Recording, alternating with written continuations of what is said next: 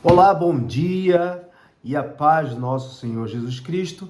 Eu, Pastor Alex, volto com todos vocês nesse início de semana e desejo a todos que Deus vos abençoe em tudo que vocês façam, em tudo em que vocês ponham as mãos nesse começo de semana. Em nome de Jesus. Venho rapidamente aqui trazer para você uma palavra. Essa palavra para abençoar a tua vida. Em uma certa ocasião, Jesus, pessoalmente, ele escolheu 12 discípulos. Jesus escolheu quantos discípulos? 12 discípulos. E as Sagradas Escrituras diz que ele escolheu os 12 discípulos pessoalmente. Mas também as Escrituras Sagradas diz que ele escolheu o 13º discípulo. Você sabia? Jesus escolheu o 13º discípulo.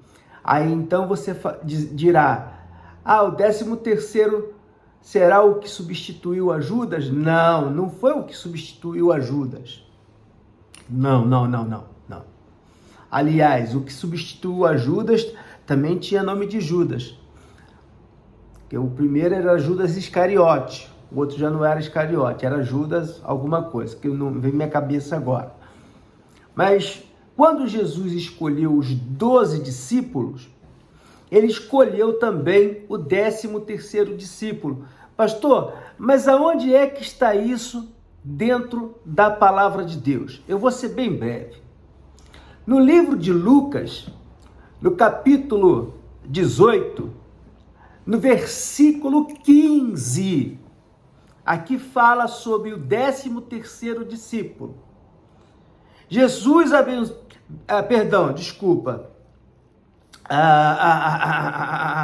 acho que me perdi aqui. Tá aqui.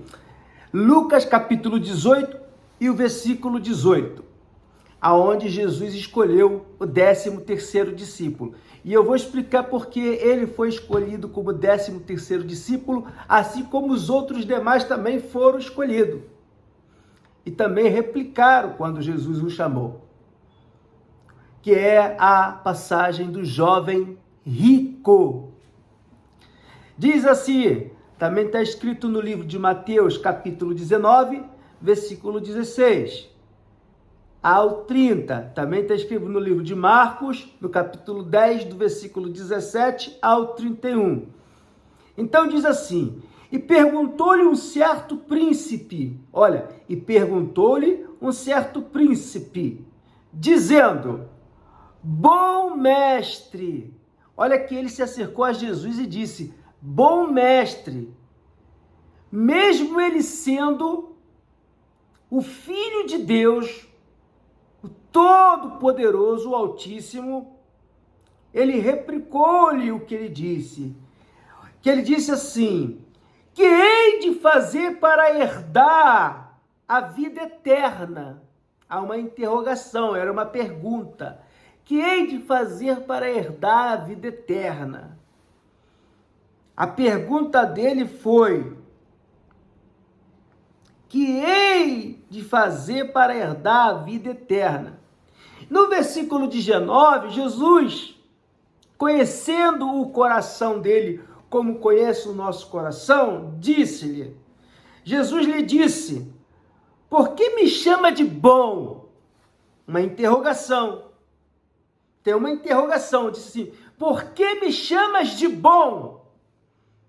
Em outras palavras, você nem me conhece e me está chamando de bom? Ele queria parecer ser uma pessoa idônea, queria parecer uma pessoa respeitosa, como já havia ouvido falar das maravilhas de Jesus, então ele chegou querendo elogiar Jesus. E disse, bom mestre, que farei para herdar a vida eterna? E Jesus lhe respondeu dizendo, por que me chamas de bom? Ninguém é bom. O que está escrito aqui?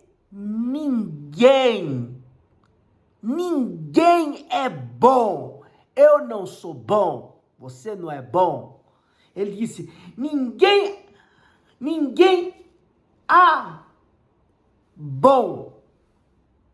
Está escrito assim mesmo, ninguém há bom, senão que é Deus. Jesus disse claramente, só há um Deus. Só há um Deus. Por que ele mencionou essas palavras que só Deus era bom? Porque ele amou o mundo de tal maneira que foi capaz de enviar o filho dele para pagar pelo pecado de alguém que cometeu erros, falhas. Você entende o que eu quero explicar para você? Imagine você tá aí na tua casa agora, toca na tua porta, é a polícia. Temos aqui um mandado de busca e apreensão, o senhor está preso. Ah, mas estou preso por quê? Porque o fulano de tal fez isso e você tem a culpa. É justo? É justo que você vá preso por algo ou por um crime que alguém cometeu? Não é justo. Por isso que ele disse que bom só era um, Deus. Porque Deus amou-nos de tal maneira que ele deu ao seu único filho, para que morrendo na cruz, pudéssemos alcançar a salvação por meio do seu sangue. Então o sacrifício dele não foi um sacrifício qualquer. E há quem está desperdiçando essa salvação. Então ele diz, eu não sou bom, bom só há um Deus. Bom só há que é Deus. Está escrito assim, bom só há que é Deus. Pô, é muito forte isso aqui, pessoal. E às vezes você que se crê bom demais. Sabe os mandamentos? Olha o que Jesus perguntou para ele no versículo 20. Sabe os mandamentos? Não adulterarás. Foi o primeiro que Jesus perguntou a ele. Não adulterarás. Não matarás. Não furtarás. Não dirás falsos testemunhos. Como eu disse outro dia, aqueles que levantam falsos testemunhos, sabe? Sabe quem são as pessoas que têm esse costume, essa mania de levantar falsos testemunhos? São aqueles que são chamados de cusco, calhandreiro. No Brasil se diria fofoqueiro, que cuida da vida dos outros, que tudo que ouve, repete, sem saber se é verdade ou mentira. E a calúnia, quando você fala alguma coisa caluniosa, isso se chama falso testemunho. E a Bíblia condena aos que lançam sobre o seu irmão, o seu semelhante, um falso testemunho, de falar coisas que não são.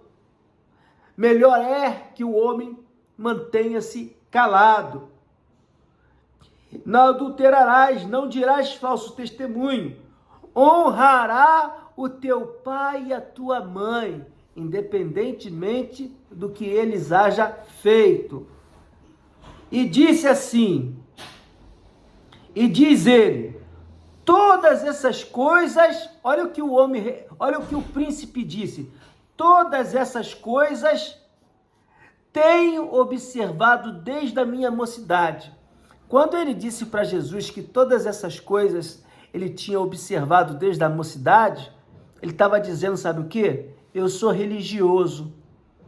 Porque como ele havia de saber todos os mandamentos, se ele não ia à igreja? Se ele sabia os mandamentos, é porque ele era uma pessoa religiosa. Ele ia às missas, ele ouvia os sacerdotes, ele conhecia os mandamentos. Por isso que ele disse a Jesus, todas essas coisas eu observado desde quê? Desde pequeno, desde a minha mocidade. E quando Jesus ouviu isso, disse-lhe, ainda te falta uma coisa. Quando Jesus disse a ele que lhe faltava alguma coisa, eu acho que ele ficou surpreso. Pô, o que está faltando? Nasci na igreja, cumpro os mandamentos, cumpro a lei, faço tudo o que manda eu fazer dentro da igreja. O que me está faltando? E Jesus lhe disse assim: vende de tudo quanto tens. Vende de tudo quanto tens. Reparte-o. É muito forte. Pelos pobres e terá um tesouro no céu. Aquele homem era muito rico, porque a Bíblia menciona que ele é um príncipe. Em algumas versões diz que ele era um homem muito rico. Em algumas versões diz que ele era um príncipe. Então Jesus disse: vende tudo quanto tem e reparte aos pobres. Não é que ele tinha que vender tudo e dar aos pobres. Naquele momento Jesus estava provando o coração dele. E às vezes Deus prova o teu coração e você não percebe.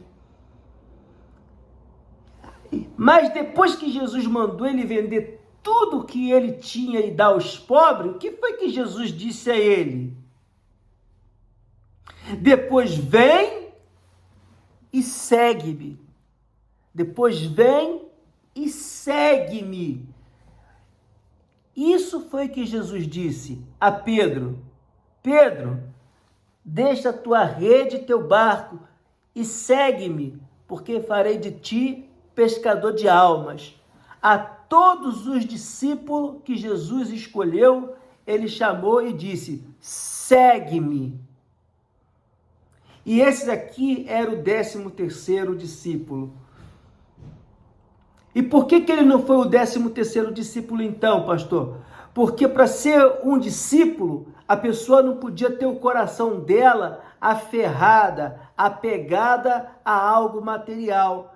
E o que esse homem mais amava não era Deus. Qual é o primeiro mandamento? O primeiro mandamento, por isso que Jesus perguntou ele ao início: conhece os mandamentos? E ele disse que conhecia. E o primeiro mandamento qual é? Amarás a Deus sobre todas as coisas. E no fim disso tudo, a Bíblia diz que aquele homem,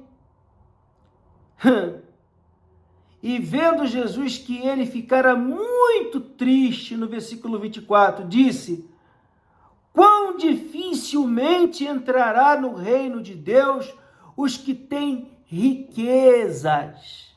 Por quê?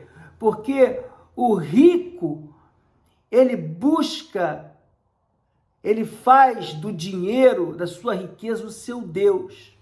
O rico dificilmente acude a uma igreja para buscar uma cura.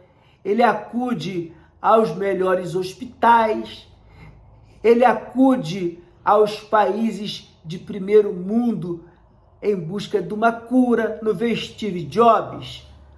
Um homem tão rico que tinha dinheiro para ter os melhores hospitais, né? Então, ele tinha dinheiro para ter o que havia de melhor. O ex-dono da Apple, que morreu, mas ele morreu, ele não tinha, como é que se diz?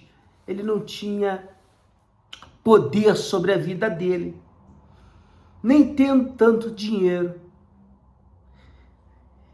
Porque é mais fácil entrar um camelo pelo fundo de uma agulha do que entrar um rico no reino de Deus. E os que ouviram isso disseram: logo quem pode salvar-se? Mas ele respondeu: há coisas que são impossíveis aos homens,